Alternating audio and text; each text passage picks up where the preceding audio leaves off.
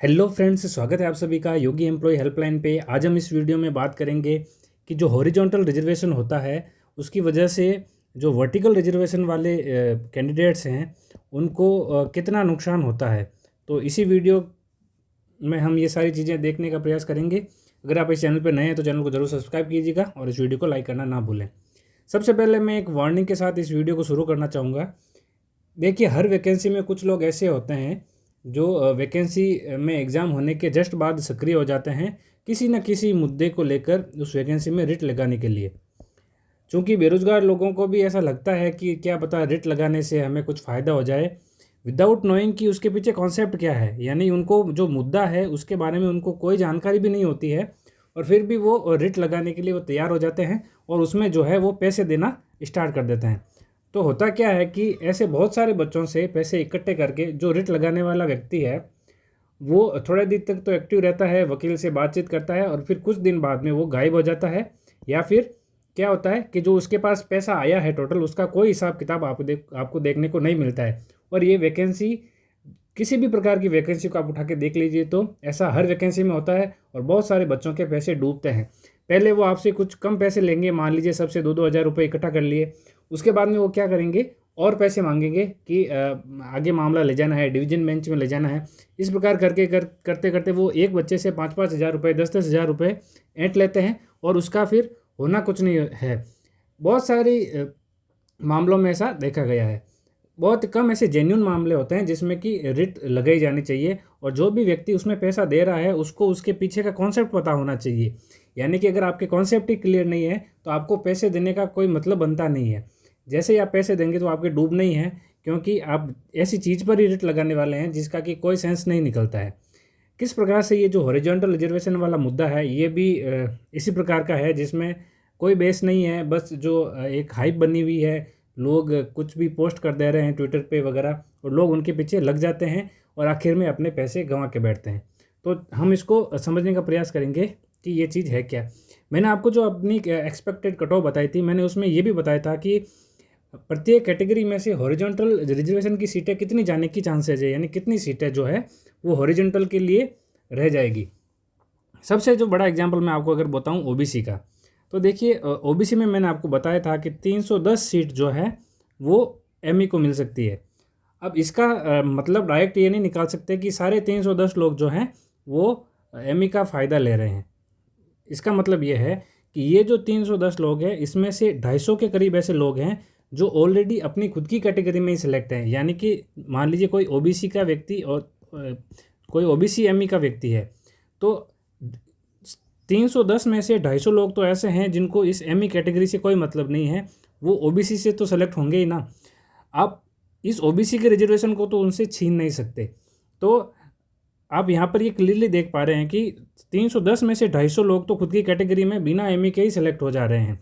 जो extra select हो रहे हैं वो केवल 60 है, यानी कि ओबीसी की 60 सीट जो है वो एमई है जो एक्स्ट्रा ले सकते हैं। बाकी के जो 250 लोग हैं ये तो जो खुद की ओबीसी की कट ऑफ है उससे अधिक नंबर लाने वाले व्यक्ति हैं।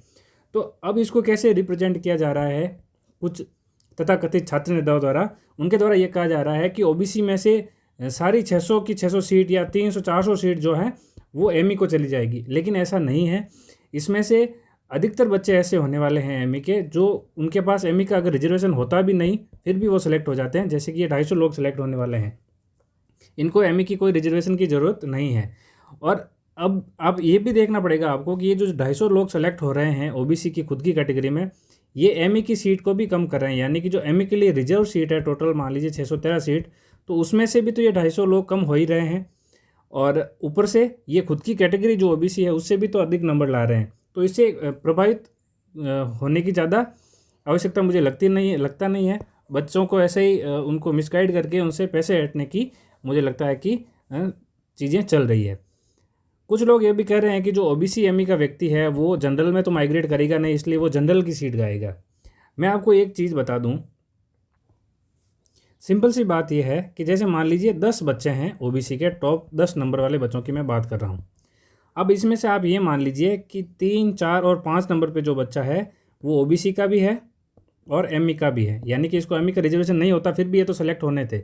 तो अब इन बच्चों को मान लीजिए जनरल में माइग्रेट नहीं करवा रहे हैं और इनको ओबीसी में ही सीट मिलनी है, तो होना क्या है कि अगर मान लीजिए इनके पास एमई का रिजर्वेशन नहीं होता तो ये जनरल में माइग्रेट कर जाते, लेकिन अब चूंकि इनके पास एमई का रिजर्वेशन है तो माइग्रेट कौन से बच्चे करेंगे, ये 3 बच्चे माइग्रेट कर जाएंगे जनरल में। तो जो माइग्रेट करने वाले बच्चों की संख्या है ओबीसी से जनरल में वो तो सेम रहने वाली है, यानी कि या तो ये बच्चे जनरल से सेलेक्ट हो जाए या फिर ये बच्चे ओबीसी से सेलेक्ट हो जाए, बात तो सेम ही रहने वाली है, क्योंकि अगर ये जब माइग्रेट नहीं करेंगे तो इनके नीचे वाले तो माइग्रेट करेंगे ही करेंगे। तो इस हिसाब से लोगों को बहुत अलग अलग तरीक़ों से मिसगाइड किया जा रहा है, उनको अलग अलग फैक्ट बताकर।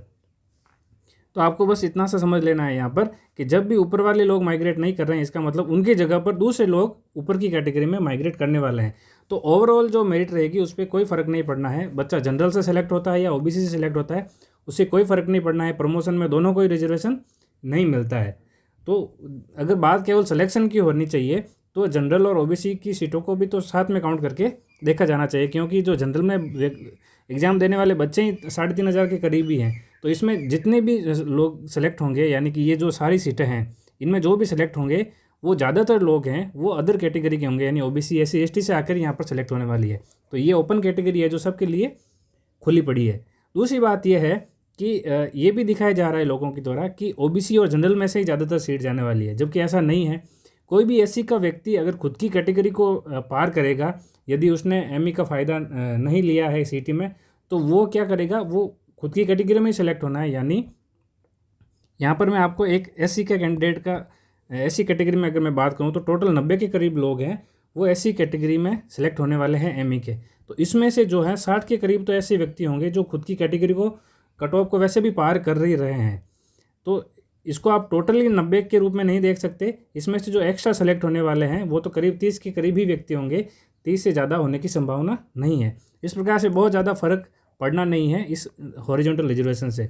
एक्स सर्विसमैन वाले केस में क्या हो रहा था कि एक्स सर्विसमैन के मार्क्स तो कम होते थे लेकिन उनको लेना अधिक पड़ता था, तो उसकी वजह से क्या होता था कि ज़्यादातर एक्स सर्विसमैन ओबीसी से ही होते थे, तो इसकी वजह से नुकसान होता था। एमई और एक्स सर्विसेज में मेन फ़र्क यही है कि एमई में जो बच्चे हैं वो ज़्यादा मार्क्स ला रहे हैं वैसे भी, यानी कि उनको खुद की कैटेगरी में तो आपको कंसिडर करना ही पड़ेगा। तो ज़्यादातर लोग जो है खुद की कैटेगरी में सेलेक्ट हो जा रहे हैं, बस 100-150 सीटें ऐसी बचेंगी जो केवल एमई के लिए अलग से मेरिट अलग से कट ऑफ उनके लिए जाएगी। लेकिन ज़्यादातर लोग तो एमई के वैसे भी सेलेक्ट हो रहे हैं अगर उनके पास में कोई अलग से हॉरिजॉन्टल रिजर्वेशन ना हो तो भी। लेकिन एक्स सर्विसमैन के साथ ऐसा नहीं होता है, एक्स सर्विसमैन में जो है वो मार्क्स कम होता है कंपेयर टू एमई। तो मार्क्स कम होने की वजह से कम मार्क्स पे भी इनको अधिक फ़ायदा होता था पहले, लेकिन अब तो इसको भी कैटेगरी वाइज है वो बांट दिया गया है। तो मैं आपसे चाहूँगा कि आपको अगर किसी भी रिट को लगाने में अगर आपको भाग लेना है तो पहले आपको उसके पीछे का कॉन्सेप्ट समझना पड़ेगा।